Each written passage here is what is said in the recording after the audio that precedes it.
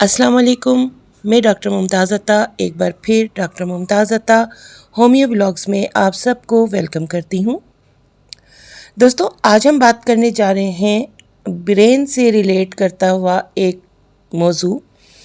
जो कि दिमागी कमज़ोरी कहलाता है।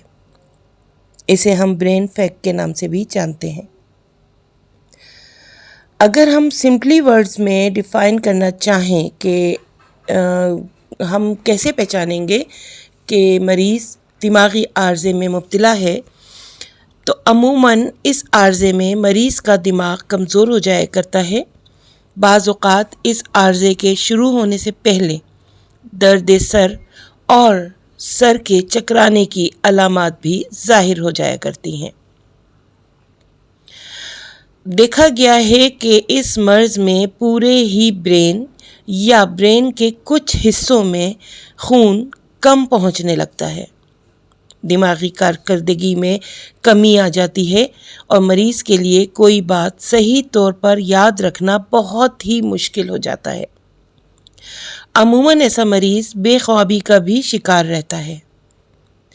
अगर हम मरीज़ के जिस्म को हाथ लगाएं तो जिस्म आम तौर पर ठंडा रहता है। दिमागी कमज़ोरी में मुब्तला मरीज़ की भूख ख़त्म हो जाती है और रात के वक्त अक्सर औक़ात उसे पसीने बहुत ज़्यादा आया करते हैं। अगर दिमाग में खून की कमी बहुत ज़्यादा हो जाए तो अमूमन गशी की नौबत भी आ सकती है, यानी मरीज़ बैठे बैठे अचानक से बेहोश भी हो जाया करता है। अगर हम मरीज़ के चेहरे पर गौर करेंगे तो चेहरा फीका या बहुत ही सफ़ेदी माइल होता है। जैसा कि मैंने अभी आपको बताया कि आम तौर पर इस मरीज़ का जो है दिमाग, उसमें बाकायदगी से खून नहीं पहुंच सकता है। तो रीज़न्स पे अगर जाएं तो गले के मुकाम पर कोई रसोली की मौजूदगी भी कमी खून ऑन ब्रेन का सबब हो सकती है। खून की जो रिलेटेड शरियान है उस पर दबाव पड़ने से खून रुक रुक कर दिमाग में जाने लगता है, या फिर मुतालिका जो शरियानें होती हैं उनमें अगर कोई क्लॉटिंग हो जाए तो भी दिमाग की तरफ जाने वाले खून के रास्ते में रुकावट हो जाया करती है। होम्योपैथिक में इससे रिलेटेड काफ़ी अच्छी अद्वियात हमारे पास मौजूद हैं, जिसमें अगर हम बात करें बहुत ही एक मखसूस रेमेडी की, जो कि हम जानते हैं कालीफास के नाम से। कालीफास 6x या 12x की सूरत में उस वक्त दी जाती है जब असाबी ताकत बहुत ज़्यादा ही ख़र्च होने के बाइस या असाबी ताकत बहुत ज़्यादा यूज़ होने के बाइस असाबी निज़ाम शदीद तौर पर कमज़ोर हो चुका होता है। तो इस सूरत हाल में इस दवा का इस्तेमाल बहुत ही मुफीद साबित होता है। दिमागी काम की ज़्यादती की वजह से भी अमूमन दिमाग कमज़ोर पड़ जाया करता है और भूख भी मैंने बताया जैसे कि ख़त्म हो जाती है। ऐसी सूरत में अमूमन जो मरीज़ की तबीयत है वो बहुत गिरी गिरी रहती है, डाउन फील करता है, मरीज़ चिड़चिड़ा हो जाता है, बेकरारी होती है, याददाश्त की कमी होती है और चूँकि बेख्वाबी भी ऐसे मरीज़ में पाई जाती है और खून की कमी की वजह से बाज़ औक़ात दिमाग में वरम भी हमें मिलता है। तो इन तमाम सिम्टम्स में कालीफास 6x या 12x दोनों ही बेहतरीन रेमेडी हैं। इसके अलावा अगर दिमाग की जो कैफियत है उसमें अगर वरम आने की बिल्कुल स्टार्टिंग हो और दिमाग में अमूमन गर्मी या घुटन महसूस हो रही हो मरीज़ को, मींस के वो ऑक्सीजन की कमी का शिकार हो रहा हो और दिमाग का बुखार की तरफ वो मरीज़ जा रहा हो, तो ऐसी सूरत में फीरम फास 6x या 12x दोनों सूरतों में बहुत अच्छा काम अंजाम देती है। اگر دماغ کی کمزوری کے ساتھ مریض کا چہرہ زرد محسوس ہو، اس کی پنڈلیاں اگر ہم ٹچ کریں تو عموماً ہمیں ٹھنڈی ملیں، اس کے علاوہ اس کے جو ہاتھ پاؤں یا مختلف اعضاء اکثر اوقات سن ہو جاتے ہیں اور نمنس فیل ہو رہی ہوتی ہے ان میں، رات کو بہت زیادہ پسینے کی شکایت ہو اور کمزوری بھی فیل کر رہا ہو، اور کم ہمتی، نروس بریک ڈاؤن، نروس کی کمزوری کی طرف جا رہا ہو اور بھوک کی کمی بھی اس صورتحال میں ہو، تو کلکیریا فاس 3x اور 6x کی صورت میں ہم دے سکتے ہیں، جو کہ ان تمام سمٹمز کو کیور کرنے میں کافی مددگار ثابت ہوتے ہیں۔ اسی طرح سے اگر طبیعت مریض کی ہمیں گری گری لگ رہی ہو، بہت زیادہ مریض ہمیں اداس فیل ہو رہا ہوتا ہے اور بہت زیادہ نیگیٹو مائنڈڈ اگر ہم